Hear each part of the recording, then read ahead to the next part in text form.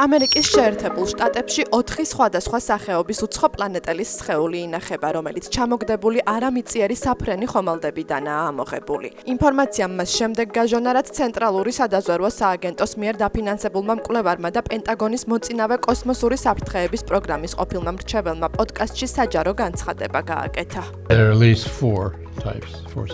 არსებობს მინიმუმ 4 სხვადასხვა სახეობა. მე მათზე პირდაპირ წვდომა არ მქონია, მაგრამ ჯერა ადამიანების, რომლებსაც ვესაუბრე. უცხო პლანეტელების ტექნოლოგიების განვითარების დონის გათვალისწინებით მათ რომ გამოჩენა არ სურდეთ, ჩვენ ვერც დავინახავთ. ეს ნიშნავს, რომ გარკვეული მიზეზების გამო მათ თავად სურთ, რომ შევამჩნიოთ. ყველა საფრენი აპარატი არ ჩამოვარდნილა, ზოგიერთი მათგანი უდაბნოში დატოვეს, როგორც საჩუქარი ან შემოწირულობა. Sort of like a gift or a donation. ექსპერტების მტკიცებით პენტაგონის საცავებში შემდეგი სახეობების ნეშტები ინახება: ნორდიკები, არსებები, რომლებიც ყველაზე მეტად გვანან ადამიანებს; ნაცრისფერები, ყველაზე ცნობილი და ხშირად დაფიქსირებული სახეობა; პატარა ტანის უთმო არსებები, უზარმაზარი თვალებით; რეპტილიები, ორფეხზე მოსიარულე ხვლიკის მაგვარი არსებები, რომლებსაც აქვთ ქერცლი და გრძელი კუდი; და ინსექტოიდები, წერის მაგვარი ჩოქელას მსგავსი არსებები. თვითმხილველთა აღწერით, სწორედ ეს იშვიათი სახეობა გვევლინება სხვა უცხო პლანეტელების ხელმძღვანელად. ამერიკის შეერთებულ შტატებსა და უცხო პლანეტელების კავშირის შესახებ თეორიები მას შემდეგ არწყდება, რაც 2023 წელს სამხედრო საზღვაო ძალების დაზვერვის ყოფილმა ოფიცერმა დევიდ გრუშმა კონგრესს ფიცის ქვეშ მისცა ჩვენება, რომ პენტაგონი 10 წლეულების განმავლობაში მალავდა ჩამოგდებულ კოსმოსურ ხომალდებსა და არამიწიერ ბიოლოგიურ მასალებს. პარიზის ღვთისმშობლის ტაძრის წინ მიმდინარე სარეკონსტრუქციო სამუშაოებისას არქეოლოგებმა 4 მეტრის სიღრმეზე 20 საუკუნის ისტორიას მიაკვლიეს. ფრანგულმა მედიამ პროცესს უკვე უწოდა საუკუნის არქეოლოგიური გათხრები.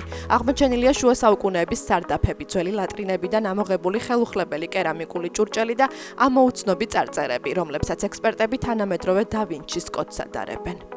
გათხრების დროს ასეთი ხელუხლებელი კერამიკული ჭურჭლის პოვნა მართლაც იშვიათობაა, რადგან უმეტესწილად ისინი ნატეხებად არის ქცეული.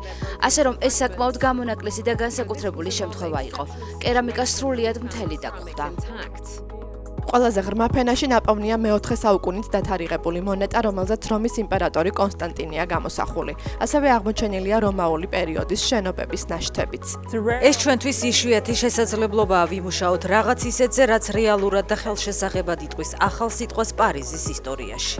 აღმოჩენები გრძელდება. არქეოლოგები იმედოვნებენ, რომ კიდევ უფრო ღრმად ჩავლენ და იმ ეპოქას მიაღწევენ, როდესაც პარიზის ტერიტორიაზე გალები ცხოვრობდნენ.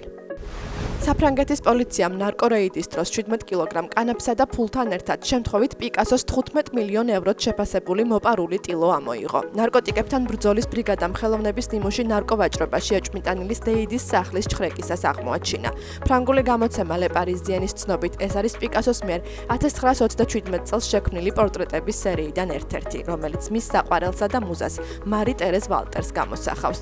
აღმოჩენის შემდეგ დაკავებულია 27 წლის კაცი, რომელიც პარიზის ერთ-ერთ ფირმაში, სადაც ძვირადღირებული ხელოვნების ნიმუშები ინახება, დაცვის თანამშრომლად მუშაობდა.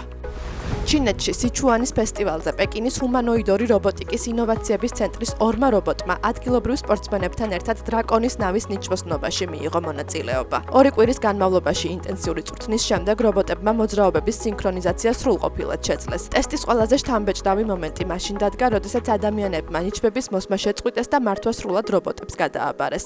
ჰუმანოიდებმა ნავი ნელა, მაგრამ სტაბილურად წაიყვანეს წინ. ეს საჩვენებელი გამოსვლა 2026 წლის ჰუმანოიდი რობოტების მსოფლიო თამაშების მოსამზადებელი ეტაპი იყო, რომელიც აგვისტოში გაიმართება.